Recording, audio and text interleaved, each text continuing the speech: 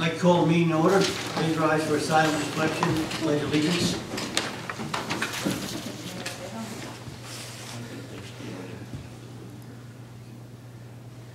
Pledge allegiance to the flag of the United States of America and to the republic for which it stands, one nation, under God, indivisible, with liberty and justice for all. Roll call, Jay. Mr. Campion? Here. Mrs. King? Here. Mr. O'Brien? Here. Mr. Schuler? Here. Mr. Tinkin? Here. Mr. Borbach? Here. Mayor Mechanical. Here. Please read the Open Public Meeting Act.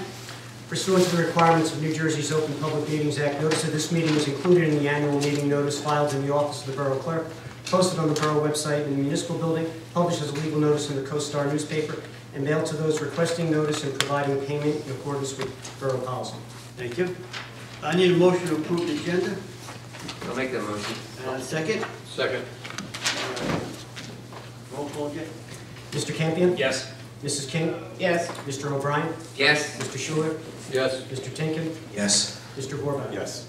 Thank you.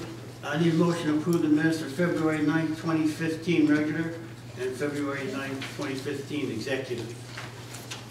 Motion and a second. I'll make a motion. Do you have a second? I'll second it. Any questions on the minutes? He gave us a copy last meeting. Yes, those were distributed. Last meeting. Roll call, Jay. Mr. Campion? Yes. Mrs. King? Yes. Mr. O'Brien? Yes. Mr. Schuler? Yes. Mr. Tinkin? Yes. Mr. Borbach? Yes. Thank you.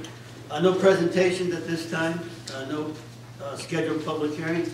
We'll move right to the public comment section where you may step forward and speak on any agenda item you like. Just give your name and address. If you'd like to say anything on the agenda. Seeing no hands, need a motion to close the public comment section. I'll make that motion. I'll second it. All in favor? Aye.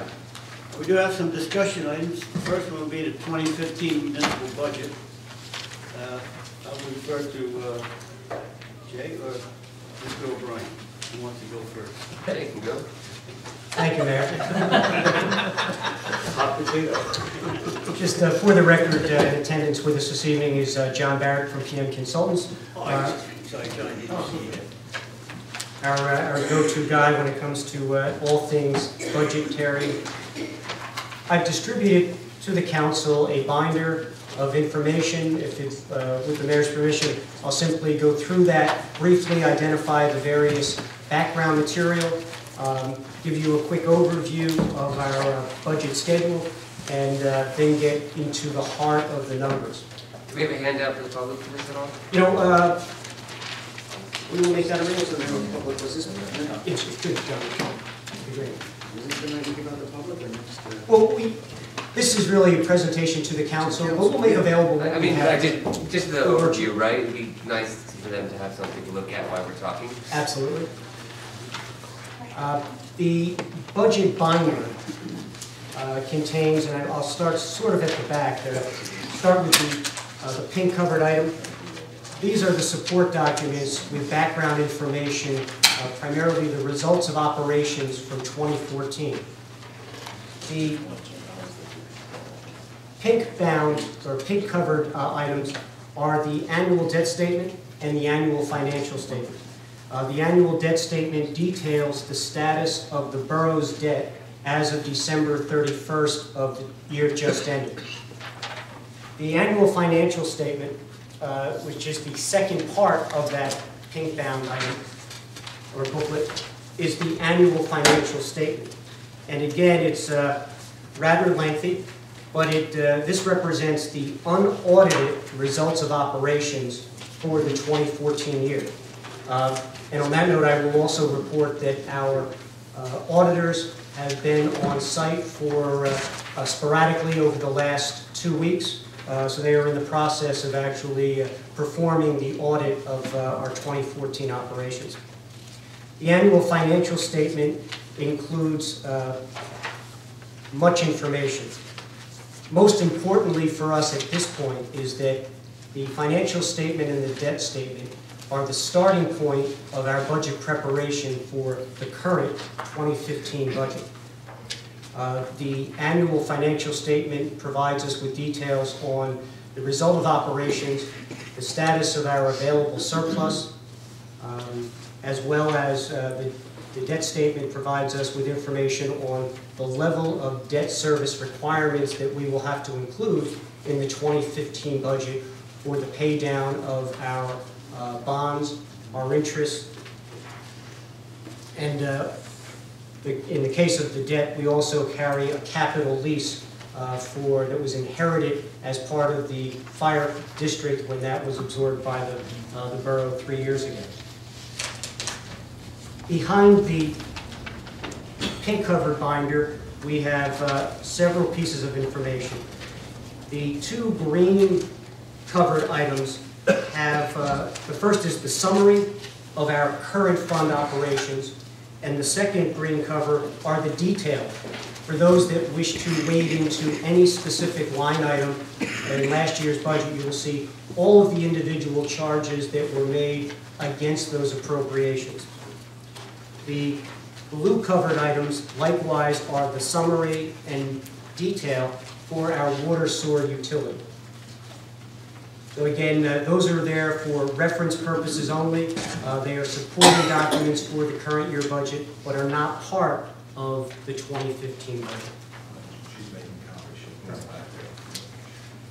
Additionally, at this time, I'll point out that our budget schedule is as follows. Tonight, as previously reported, we will be presenting the budget to the council. The council had previously set March 16th, next Monday, as a special meeting where we will, once you've had a chance to absorb the information presented this evening and the supporting documents, next Monday night we'll meet again for a in-depth review, answer questions, and really get to the point where we can finalize our budget. Did we set a time for that, Jay? I don't recall.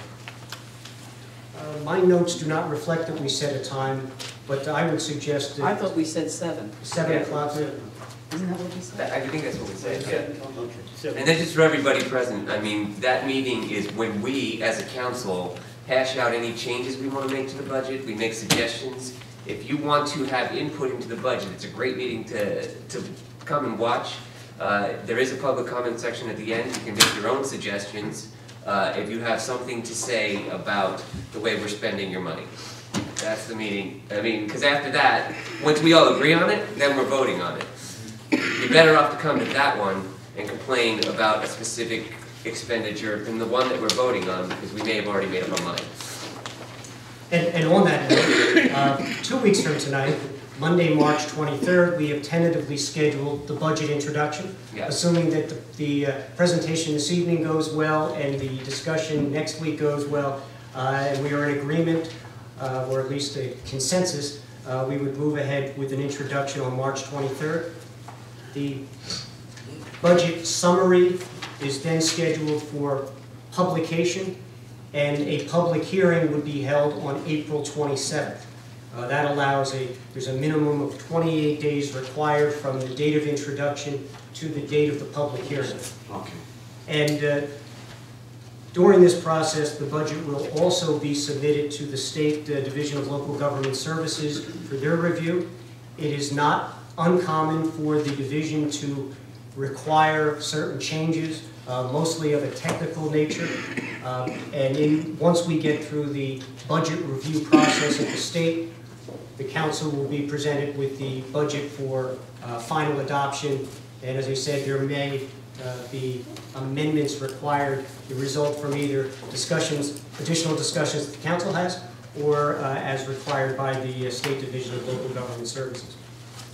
And we are in compliance with the statutory deadlines for introduction and adoption, assuming we do follow the schedule. And moving on, I have also distributed to the council a salary worksheet, which provides somewhat in detail for each department, office, and operation within the borough, a breakdown of projected salaries for the current year. I will note that some of this information is confidential in that it includes items that are currently the subject of collective bargaining negotiation, but it does provide the bottom line numbers as to the amounts that are being presented for inclusion in the budget for salaries and wages under each line item. With that, we'll move right into the actual worksheet, and I believe copies of these have been made available and distributed. First of all, this is normally a 10-page document. You'll see that this worksheet starts on page 3. As for those of you that have been here in the past, you may recall me saying that pages 1 and 2 are technically not part of our budget. They simply provide us with calculations and analysis of various aspects of the budget.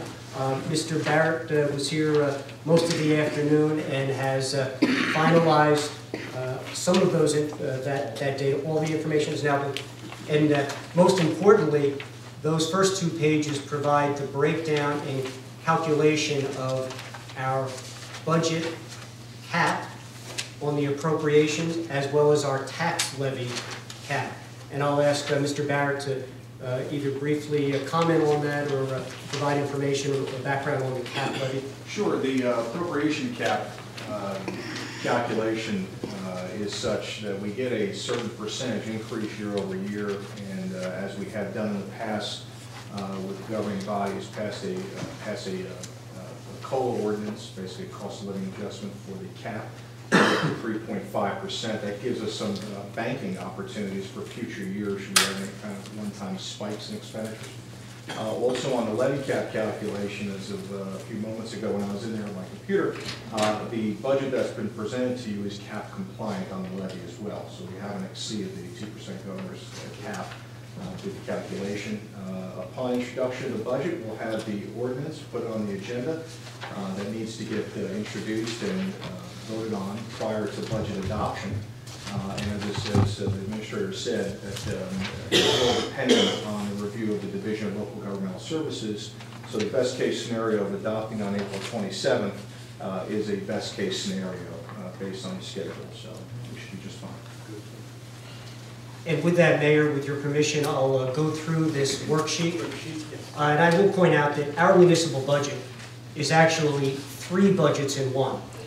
There is what we will refer to as the current fund, which is the tax-supported portion of our budget, and that's the portion of the budget that funds regular municipal operations, police, fire, public works, and all of the services and improvements that are undertaken by the Borough of Spring Lake Heights.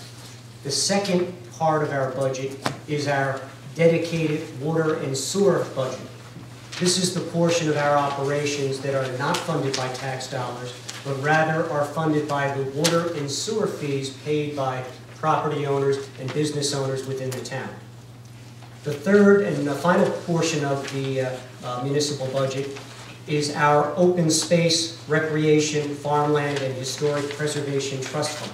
As you are aware, previously the borough, both by ordinance and referendum, approved by the voters, established a 1-cent tax for open space recreation purposes. And the final portion of our budget details that trust fund. Referring to the beginning of this worksheet, on page 3, within the current fund, there are revenues and appropriations. Starting at the top, you will see that this budget was prepared. I should preface it by saying draft budget. This draft budget has been prepared anticipating $290,000 of surplus. Surplus being our fund balance that is available for use as a revenue this year based on the results of operations last year. And as detailed in our annual financial statement, we actually have a total of $428,000 of surplus. And this budget draft has been prepared anticipating using $290,000 of that, leaving us with a balance council discussion as to where we start with starting to self-fund those replacements. Moving down at line 47 and 48, the special emergency, as Mr. Barrett indicated earlier. Here is the special emergency that we incurred back with Sandy, and this year we're utilizing the $84,000 reimbursement that we've received from FEMA to pay off the special emergency that we incurred when Sandy struck. I should point out that at line 54, the reserve for uncollected taxes. This is a non-spending appropriation. It's an amount that is inserted into our budget that reflects the fact that not all property owners pay their taxes on time. And when you pay your taxes, you are paying both municipal, county, and school taxes. And even though certain property owners may not pay on time, the borough, as the collector of those tax dollars, is required to make disbursements to the county and the school for their full allotment.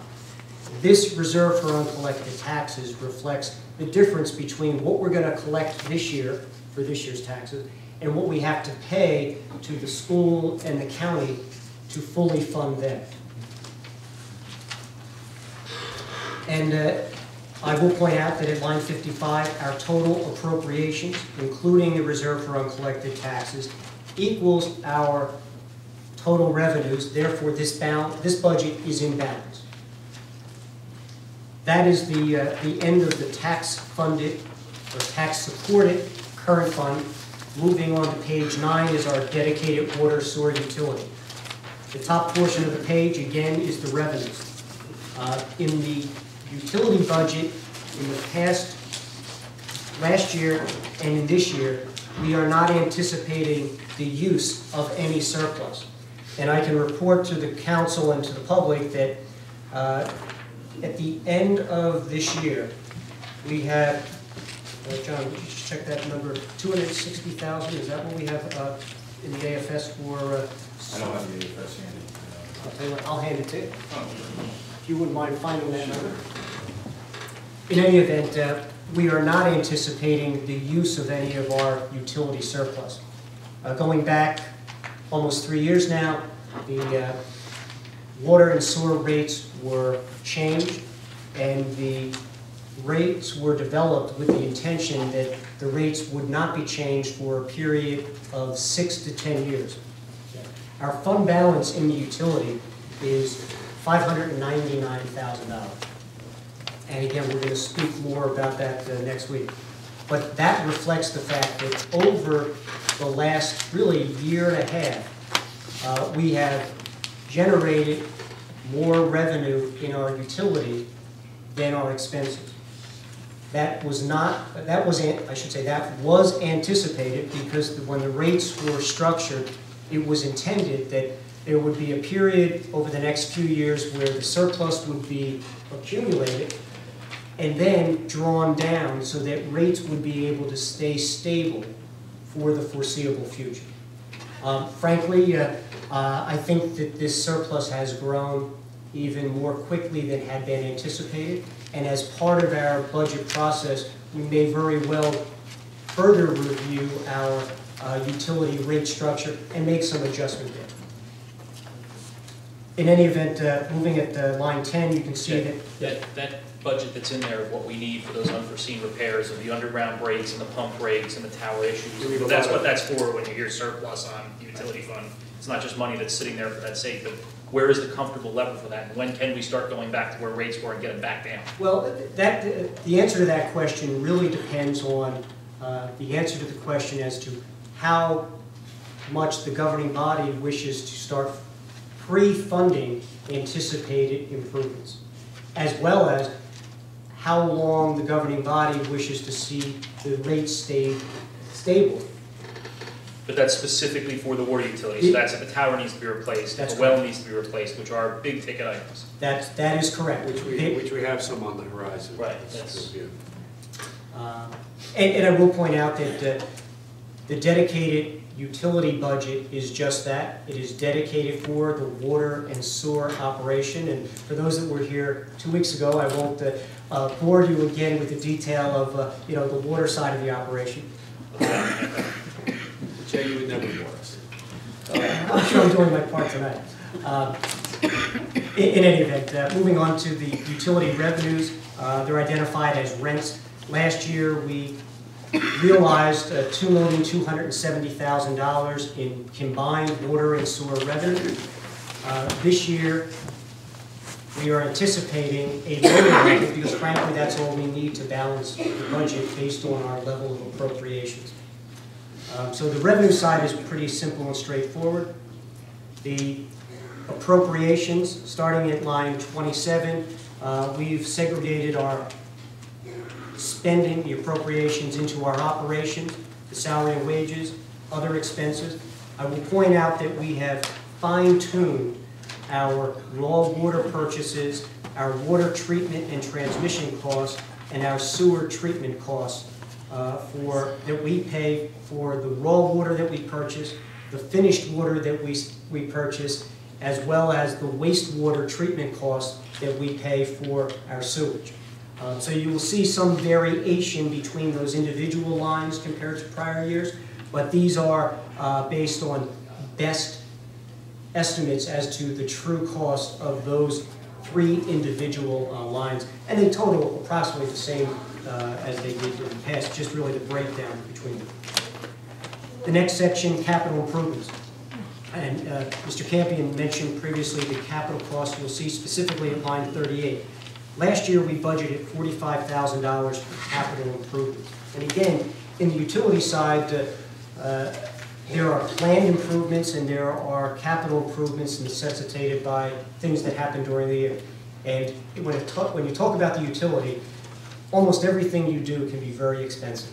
So we budget a little bit extra and we hope we don't have to use it, but it's there if we need it. And likewise, we are increasing that level of capital outlay from $45,000 last year to $55,000. Moving down to our debt service, and likewise, next week we'll provide you with a more comprehensive view of our debt service, both on the utility side as well as the current side. But you can see our utility bond and interest costs are fairly stable compared to last year. That is not the case going back 3 years ago.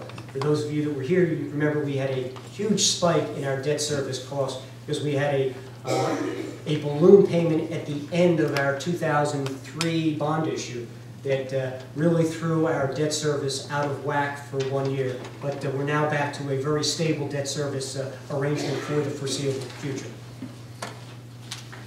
We have no deferred charges, and under our statutory contributions, you'll see that there's no significant change from prior year for our retirement costs, Social Security, and unemployment. And again, the utility budget is in balance. Our revenues equal our appropriations. And then the... Jay, which line item does the fire hydrants go The fire hydrants we fund through the capital outlay. You're talking about the replacement of our hydrants. Right. We have, we're now in, I think, our 3 or 4 of our hydrant replacement program. Frankly, we, last year we did not replace any, although we funded it. The money has been reserved. We purchased the hydrants. They are awaiting installation. Weather over this winter had delayed installed that process. But with the break in the weather, we will essentially this year be replacing 2 years' worth, so we'll be doing 10. Okay.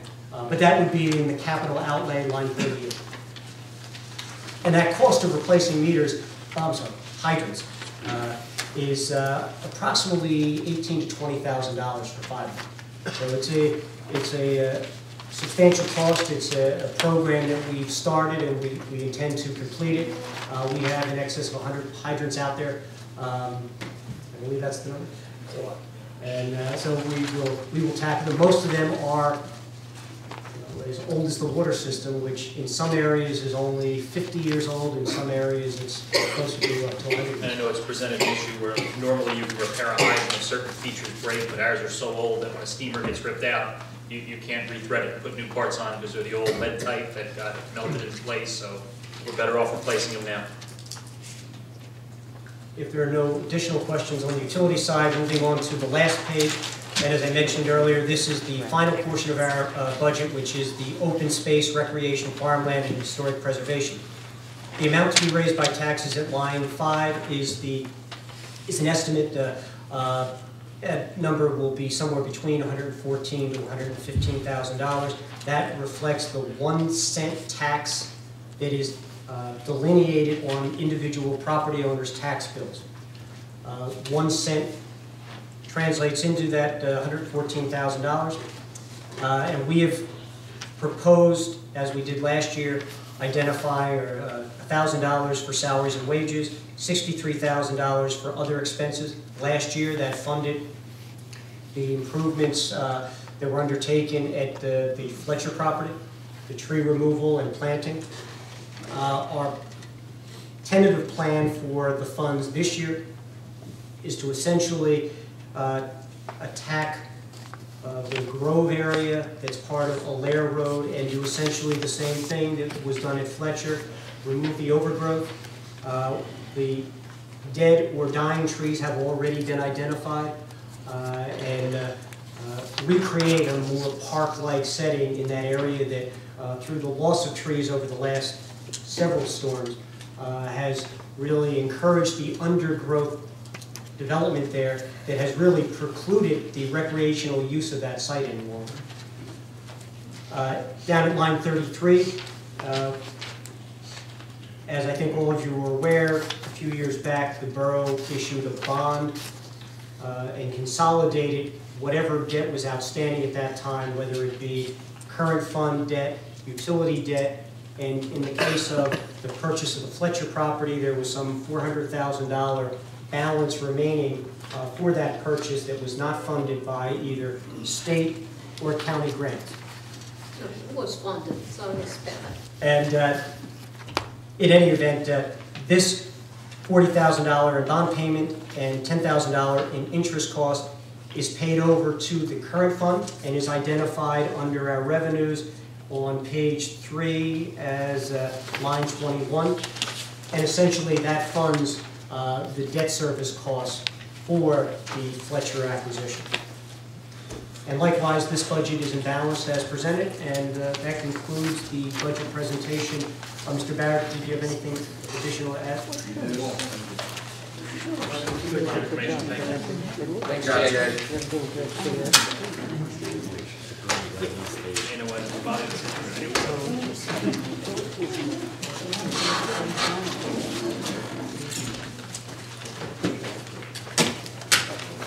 So we do have a special meeting scheduled March 16th, as Mr. O'Brien invites the public to attend that.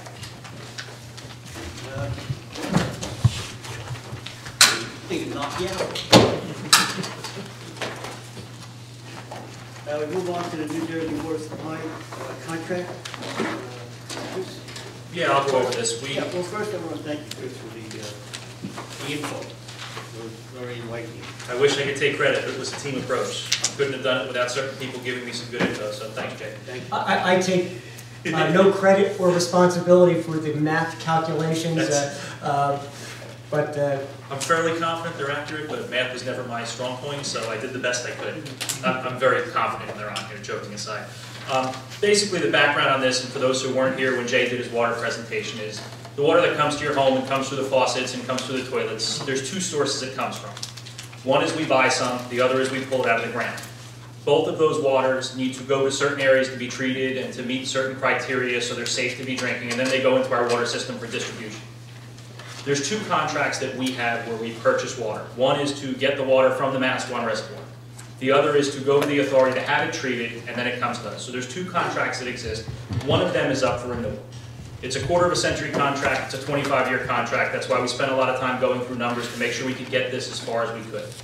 Basically, what we've determined by looking at the numbers is there's a healthy amount that we can reduce our contract to still maintain the level of service we have now. One of the biggest fears we had was to reduce either one, so in our peak demand, we would be limited on water, you'd see pressure drops, or we'd have issues, or more importantly, if we lost one service entirely, we didn't want to see a savings on paper right now to cut back, come back to bite us later in excess. So we spent a lot of time working the numbers on this. I have a lot of graphs and information here that I don't want to burden you with because I'm sure we've all just had enough numbers in the last hour to make our brains fry. But basically, in reduction of the raw alone, which is what we purchase from the reservoir, right now, currently, there's roughly 39,000 gallons of water that we pay for that we don't use every month. And that's our worst case peak demand, and we went back 10 years and looked at all the numbers for every month to see where they fell. That equates to about $16,000 a year that we can get back just by reducing this contract. Over the life of the 25-year contract, that's about $400,000 that we're going to save the town just in raw water. The other element of that is not so easy to reduce. So that's what we're going to motion on a little bit. Hopefully we can get that through and we can get that adopted and we'll have that savings right away. The other part of the contract that Mr. Delaney is going to help me work on, even though he doesn't know it yet, we have to offset our purchase of the treated water. We're part of a group that owns the plant that treats it. We have a certain number, which I believe is 12.5%. Okay. Let's see. Close enough. Close enough. We are obligated to purchase a certain amount through that. Their whole 100% amount that gets produced needs to be sold somewhere to one of the member agencies. We can't just reduce our number and leave that void. It has to be paid for. So we, in order to reduce our number proportionally of the raw purchases, because obviously we're not buying raw water, we don't need to pay the treated people for it. But we need to amend the contract that was signed in 2009. So that's not going to be as easy going forward, but if we can accomplish that, that number, reducing it proportionally, drops us down almost $53,000 a year, which over the same 25-year period saves us almost $1.3 million in water we're not using. So we have a lot of good potential savings on the table that I'm really excited about. But right now for the raw water, I think we're in a really good spot to make the reduction on here. We've gone over it with the water utility operator. He's comfortable with the numbers based on his experience going back the last 30 years. Statistically, the numbers work, so I'm very confident in where we fell with the numbers. That's all I have. Okay. Anybody have any questions? I know I sent this to you late Saturday. But Good job. No, that was a good job. Thank you. I enjoyed that little history lesson down on the aquifer. That was very enjoyable. Well, I know last time when Jay had mentioned it, there was a question about the water and the purity and where it comes from, so I figured it'd be helpful to actually have that. That was very interesting. I enjoyed it. Thank you. By the way, Chris is our utility chair, so doing a good job here. Thank you. We can move into the council reports. That would begin with Mr. O'Brien. I think we went through the budget. That was kind of my report. Thank you for doing that, Jay. Thank you. Great job. And just, yeah, again, March 16th, that's when we're going to be working on it. That's our working session. You'll get to see what is on our minds. You're more than welcome to come at the end. And you have a copy. Thank you. Mr. Schuler. The only thing I'd like to say is we've used up just about all our salt. But we're waiting for another shipment. It's, what, 10 days late already, Jay? Yes, about 2 weeks. And hopefully we'll get it in. Or hopefully we don't need it. That would be even better. That would be better. It'd be nice to have a surplus for next year. That would be better. Thank you, Jim. Ms. King. I don't have anything to report. Okay. Mr. Vorbeck. Nothing at the time. Excuse me, Tom? Nothing at this time, Okay, thank you. Mr. Tinker. Nothing at this time, thank you. And Chris, do you have anything else? Nothing further, thank you. All right, thank you very much. For the reports, we have the police report, the revenue report, the mosquito extermination operation, and the Monmouth County Board of Freeholders. Resolution supporting the federal military base in New Jersey. Everybody had a chance to just review those. Okay, thank you. No ordinance introduction at this time. So we move into the resolutions. First one on the agenda would be Resolution R 2015-49. That's approving the use of the community center. Waterford and the Girl Scouts. Okay, thank you. We need a motion and a second. Make that motion. Second. Do we have any questions on that? Roll call, Jay. Mr. Campion? Yes. Mrs. King? Yes. Mr. O'Brien? Yes. Mr. Schuler? Yes. Mr. Tinkin? Yes. Mr. Vorbach? Yes. Resolution R 2015-50, authorizing refund of overpaid taxes. It's a duplicate payment. Duplicate payment, thank you, John. On the 2014 third quarter. I'll make that motion. I'll second. Any questions? Roll call, Jay. Mr. Campion? Yes. Mrs. King? Yes. Mr. O'Brien? Yes. Mr. Schuler? Yes. Mr. Tinkin? Yes. Mr. Vorbach? Yes. Thank you. Resolution R 2015-51, authorizing refund of canceled taxes. It's overpayment for disabled veterans. Overpayment for disabled veterans. So I'll make that motion. Bill Johnson, just for the ones that don't know, I Bill's a very good friend of mine, I grew up with him, so I'm really proud of doing this for him. Thank you very much. I'll make that motion. I'll second. Any questions? Roll call, Jay? Mr. Campion? Yes. Mrs. King? Yes. Mr. O'Brien? Yes. Mr. Schuler? Yes. Mr. Tinkin? Yes. Mr. Horvath? Yes. Thank you. Resolution R 20-1552, authorizing the submission of this water purchase contract approval application. I'll make the motion. I'll second. Any questions? Roll call, Jay? Mr. Campion? Yes. Mrs. King? Yes. Mr. O'Brien? Yes. Mr. Schuler? Yes. Mr. Tinkin? Yes. Mr. Horvath? Yes. Thank you. Resolution R 20-15-53, approving the payments on the itemized claims for the March 6, 2015 bill list. I'll make that motion. I'll second it. Any questions? Roll call, Jay? Mr. Campion? Yes. Mrs. King? Yes. Mr. O'Brien? Yes. Mr. Schuler? Yes. Mr. Tinkin? Yes. Mr. Horvath? Yes. Thank you. At this time, we reach the public comment section where you may speak on any item anything that's on your mind. Just step forward and state your name and address. Yes. Gladys. Stand here. Gladys or Pitney Drive. I just want to say, Tom, I would suggest that an article be put in the paper, Co-Star for this week, telling people so they can see it about the budget, because if they want complaints, as you know, after it's passed, and if they're interested, they'll come out and find out and ask questions. Yeah, it isn't typically our most well-attended meeting. I will, from past history, it's usually us. Yeah. Yeah, if we get 2 people, it's a big crowd. That's no problem. We can do that. I'm expecting that this week's Co-Star will include some reference to it. Okay. Awesome. I promise. Okay, thanks. That is recording, right? Yeah. Okay, thank you. Anyone else? Yes, we accept, Legal bodies. David Grace to. I have a loud mouth, I know you can hear me from back there. Good, big, strong man. That's Walk up. Hi, Jeff Alger, 1225 Norman Terrace. I just wanted to thank our public workers for this past storm. As much as the last bunch of storms we've had this year, the salt issue is still here. Hopefully we won't need that next disbursement until next year. We'll keep our fingers crossed for that. But I live on a cul-de-sac, and I know it's hard for the guys coming down the cul-de-sac and plowing. I know sometimes the guys working, I see people coming out and talking to them and saying stuff like, oh, you plowed in my driveway, and I hope that the good residents of this town will understand that the guys are here to do a job.